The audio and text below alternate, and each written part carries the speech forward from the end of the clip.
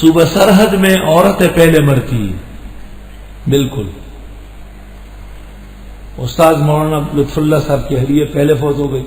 حضرت مولانا عبدالحنان صاحب کی اہلیہ پہلے فوت ہو گئی. میری والدہ پہلے فوت ہو گئی. مولانا فضل ربی کی والدہ پہلے فوت ہو گئی. جتنی میری یاداشت ہے 100 میں 90 عورتیں پہلے مری. یہاں عورتیں تکڑی ہیں اور مرد غریب فکر مند پریشان ہے، وہ پہلے مر جاتے ہیں. مختلف ملکوں کی مختلف فضا کا انداز ہے.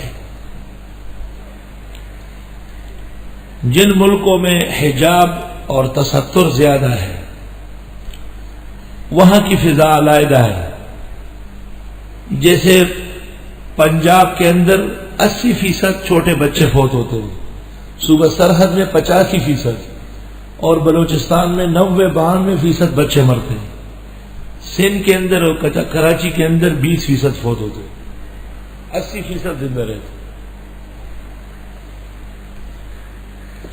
کون پہلے مرے گا؟ یہ بھی قرآن کہتا ہے کہ عورت پہلے مرے گی. یا اللہ یا اللہ. موت اور حیات کا ایک تعلق قضاء و قدر سے ہے، اس کو اللہ کے سوا کوئی نہیں جان سکتا. اور ایک اسباب سے ہے. اسباب پر حکیم اور طبیب حاذق کلام کرتا ہے. اسباب کا تقاضا یہ ہے کہ جو زیادہ بیمار ہو وہ جلدی مرے، لیکن تکوین اور قضاء و قدر دیکھے گئے ہیں کہ بیمار بیٹھا رہتا ہے، صحت مند فوت ہو جاتا ہے. شیخ سعدی علیہ الرحمت نے گلستان میں لکھا ہے کہ ایک دفعہ میں سفر پہ جا رہا تھا تو میں نے دیکھا کہ ایک آدمی بیمار ہے اور دوسرا اس کے سرہانے بیٹھا ہے اور رو رہا ہے اور کہتا ہے سفر ہے، گھر دور ہے، مر جاؤ گے کیسے سنبھالوں گا.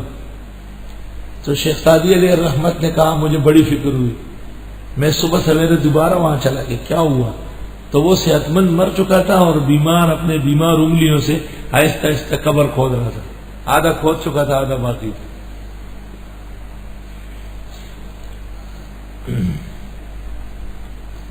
حضرت صلی اللہ علیہ وسلم کی بھی خدیجۃ الکبریٰ پہلے فوت ہو گئی. حضرت کی 4 بیٹیوں میں سے 3 بیٹیاں آپ کے سامنے فوت ہو گئی.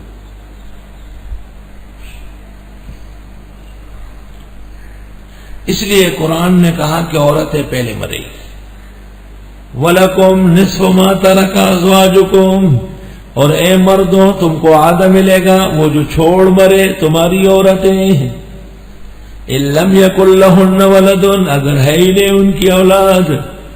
چاہیے تو یہ کہ جن کی اولاد ہو وہ پہلے مرے، لیکن نہ، جو اولاد والی ہے وہ بعد میں مرے گی. جس کی اولاد نہیں ہے اس کی ضرورت بھی کم ہے، وہ پہلے مر جائے. فَإِنْ كَانَ لَهُنَّ وَلَدٌ، پس اگر ان عورتوں کی اولاد ہے، فَلَكُمُ الرُّبُعُ، تو تم خاوندوں کو 1/4 ملے گا، مما اس مال میں، ترکنا جو عورتیں چھوڑ مرے، من بعد وصیۃ یوصین بہا أو دین، بعد وصیت کے جو وصیت کر گئی ہے اور قرضے کے بعد. او دین، وصیت کو تو قاعدے سے ذکر کیا اور قرض کو او سے ذکر کیا. قرض کوئی ضروری تو نہیں ہے کہ ہر شخص پر قرض ہو وفات کے وقت. مرنے سے پہلے پہلے قرضہ چکا دینا چاہیے. حدیث شریف میں حضرت صلی اللہ علیہ وسلم جنازے کے سامنے کھڑے ہو جاتے. حل علیہ دین، قرضہ ہے؟ جی حضرت. حل لہو وفاؤہ، پورا کرنے کا سامان ہے؟ جی حضرت. آپ آگے ہو جاتے تھے. اور اگر کہا گیا کہ قرضہ ہے اور ادائیگی نہیں ہے تو آپ فرماتے صلوا علی اخیکم، تم پڑھ لو، میں نہیں پڑھ سکتا. تو صحابہ کرام میں سے ایک آگے بڑھ جاتا، حضرت آپ نماز پڑھا لے قرضہ میرے ذمہ، یہ آپ کی شفقت اور مہربانی تھی. ایک تو لوگ قرض سے ڈر جاتے تھے، لیتے نہیں تھے، اور دوسرا اگر کسی کے ذمہ رہ گیا تو نبی چاہتے تھے کہ قبر میں رکھنے سے پہلے معاملہ صاف ہو جائے. تو حضرت کے لیے ایک صحابی آگے بڑھ کر فرما دیتے کہ حضرت آپ جنازہ پڑھا لیں، میں ذمہ دار ادا کر کے دے دوں گا. یا اللہ، اب مسئلہ آ گیا تمہارے مر جانے کا. آخر تم بھی مرو گے. تو ساری زندگی جو ہے نا ٹھیکہ لیا ہوا ہے. دا جن دن دے چھ بجوڑ کلا نہ جوڑے سخ دے نہیں چھ بتل ترتل جوڑے. وَلَهُنَّ الرُّبُعُ اور ان عورتوں کو 1/4 ملے گا مما اس مال میں ترکتم جو تم چھوڑ مرے ان لم یکن لکم ولد اگر تمہاری ہے ہی نہیں اولاد. فَإِنْ كَانَ لَكُمْ وَلَدٌ اگر تمہاری اولاد ہے فَلَهُنَّ الثُّمُنُ تو بیویوں کو 1/8 مما اس مال میں ترکتم جو تم چھوڑ مرے من بعد وصیتی توصون بہا او دین بعد وصیت کے جو تم کرتے ہو اور قرضے کے بعد. تو 4 حالتیں ہو گئی. خاوند مر گیا, بیوی مر گئی, خاوند ہے اور بیوی کی اولاد کوئی نہیں ہے, تو خاوند کتنا لے گا؟ 1/2. اور اولاد ہے تو خاوند لے گا 1/4. اور اگر خاوند مر گیا اور بیوی رہ گئی, اولاد ہے 1/8 لے گی, اولاد نہیں ہے تو بیوی 1/4 لے گی. تو انصافن ہے, انصافن ایک کی حالت بھی نصف ہے, دوسرا فریق پر اس کا نصف ہے, اس کو انصافن کہتے ہیں. وَإِنْ كَانَ رَجُلٌ يُورَثُ اور اگر ہو وہ شخص جس کا وارث بنتا ہے کلالتن کلالہ میراث جس کے نہ ناری نہ اولاد ہو اور نہ باپ اور دادا, جس کے نہ اصول ہو نہ فروع. علامہ آلوسی نے لکھا ہے کہ کلالہ کلال سے ہے اور کلال ضعیف اور کمزور کو کہتے ہیں. تو جس کے نہ اصل ہو نہ فرع ہو وہ غریب معاشرے میں ایک کمزور فرد جانا جاتا ہے. اس کے بعد اس کا اطلاق اس میت پر ہونے لگا جو مر جائے اور اس کا نہ اصل ہو نہ فرع ہو. پھر اس مال پر بھی ہونے لگا جو وہ چھوڑ مرے, مال کلالہ. اور پھر اس وارث پر بھی ہونے لگا جو اس کے وارث بن رہے. 3 جگہ کلالے کا اطلاق ہو جاتا ہے. پس اگر ہے وہ شخص جس کا وارث بنتا ہے کلالتن کلالہ لا اصل لہ ولا فرع او امراتن یا کوئی عورت مری ان کان رجل او ان کانت امرأ ولہ اخ او اخت اور ان کا ایک بھائی اور ایک بہن ہے. مشہور قرات صحابہ کی ہے, اس میں ہے من الام, یعنی یہ مسئلہ اس کلالے کا ہے جو اخیافی بہن بھائی وارث ہو. ماں شریک یہ مسائل مشکل ہے, طبیعت کھول کے بیٹھو.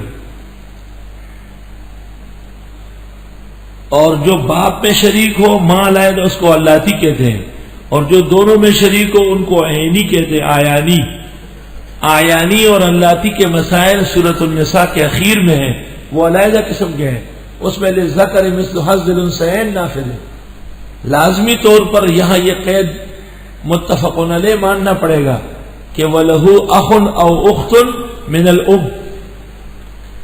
اس کلالے کے بہن بھائی ہیں لیکن ماں شریک ہے, تو ماں شریک بہن بھائی کس طرح وارث ہوں گے؟ فَلِكُلِّ وَاحِدٍ مِّنْهُمَا السُّدُسُ ہر ایک کے لیے 1/6 ہوگا. فَإِنْ كَانُوا أَكْثَرَ مِنْ ذَلِكَ اگر ایک سے زیادہ بھائی اور بہنیں ہیں فَهُمْ شُرَكَاءُ فِي الثُّلُثِ تو پھر 1/3 میں سب شریک ہو جائیں گے. من بعد وصیت یوصی بہا او دین بعد وصیت کے جو وصیت کی جائے اور قرضے کے بعد, غیر مضار کسی کو تکلیف نہ دی جائے. وصیتا من اللہ اللہ کا فیصلہ ہے. واللہ علیم حلیم اللہ علم و حلم والے ہیں.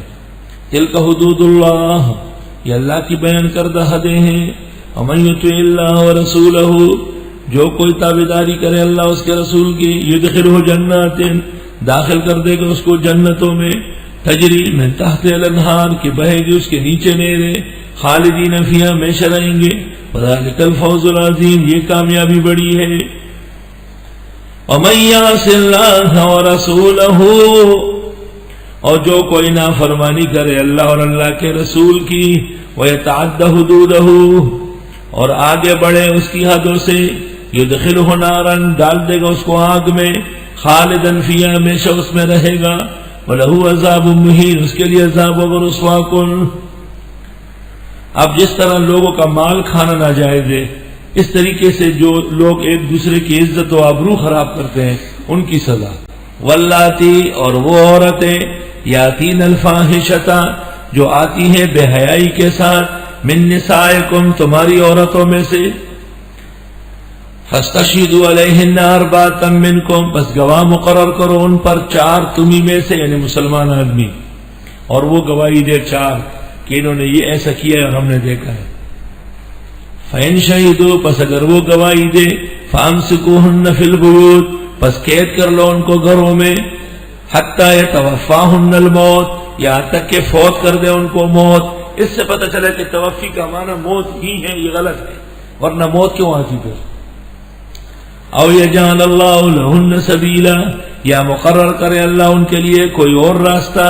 شروع میں زنا کی سزا یہ آ گئی تھی کہ ان کو قید کر لے، گھروں میں باندھ لے ان. جب سورہ نور کی آیت نازل ہوئی الزانیۃ والزانی فجلدوا کل واحد منہما 100 جلدہ، تو حضرت نے فرمایا خذوا عنی قد جعل اللہ لہن سبیلا، آؤ یہ فیصلہ لے لو، اللہ نے ان کے لیے 2 ٹوکرا اور رسم بھیجا.